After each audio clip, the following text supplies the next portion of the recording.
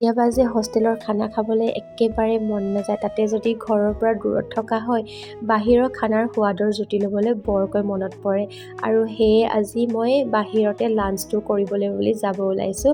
এইফালে অকণমান ৰেডি হৈ লৈছোঁ ক্ৰীম চিম লগাই, আৰু আজি যাম মই বেলতলাৰ নাগামিজত দুপৰীয়াৰ সাজটো খাবলৈ বুলি। আৰু এইফালে বিশেষ মেকআপ একো কৰা নাই, ছোৱালী মানুহ অকণমান লিপষ্টিকটো লগোৱাটো জৰুৰী হয়। লিপষ্টিক এফালে লগাই ল'লোঁ, আৰু এইফালে ৰেপিড' দাদাৰ লগত এতিয়া মই আহি আছোঁ বেলতলাৰ নাগামিজলৈ। আৰু এয়া গুৱাহাটীৰ ৰাস্তা, আৰু আহি পালোঁ মই বেলতলাৰ নাগামিজ। আৰু এইখন বহুত পুৰণা ৰেষ্টুৰেণ্ট হয়, সকলোৱে চিনিয়ে পায়। আৰু এইফালে ময়ো দেৰি নকৰি ভিতৰত সোমাই ল'লোঁ, কিন্তু ভিতৰত বৰ বেছি স্পেচ নাই দেই মানুহ বহিব পৰা, যেনে তেনে বহিব পাৰে আৰু 10-12জনমান।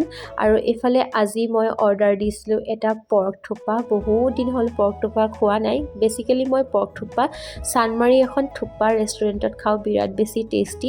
কিন্তু আজি নাগামিজৰ পৰ্ক থোপাটো প্ৰথমবাৰ ট্ৰাই কৰিম। তাৰপিছত খাই বৈ এয়া আহোঁ, মানে মই গধূলিয়ে হ'ল হোষ্টেললৈ ঘূৰোঁ মানে। আৰু এইফালে হোষ্টেললৈ ঘূৰি আহি আছোঁ ৰেপিড' দাদাৰ লগত, আৰু পিছফালে এয়া আমাৰ গুৱাহাটীৰ ট্ৰেফিক জাম, কি ক'ম গাইজ। আৰু এইফালে মই এতিয়া আকৌ সোমাব লৈছোঁ জুডিঅ'ত, কিন্তু শ্বপিংহে একো কৰা নহ'ল দেই, জুডিঅ'ত সোমালোঁ যদিও। তাৰপিছতে আমাৰ AIDCতে থকা দাদাৰ দোকানৰ পৰা চানা ল'লোঁ। এই দাদাৰ চানাখিনি যে ইমান টেষ্টি খাবলৈ নহয় গাইজ। আৰু এইফালে আহি গ'লোঁ মাজুলী দাদাৰ দোকানত। এয়া বৌয়ে মোক ধুনীয়াকৈ একাপ চাহ দিছে চানাৰ লগত খাবলৈ। তেতিয়াহ'লে আকৌ লগ পাম পুনৰ এটা নতুন ভিডিঅ'ত। আজিলৈ বাই।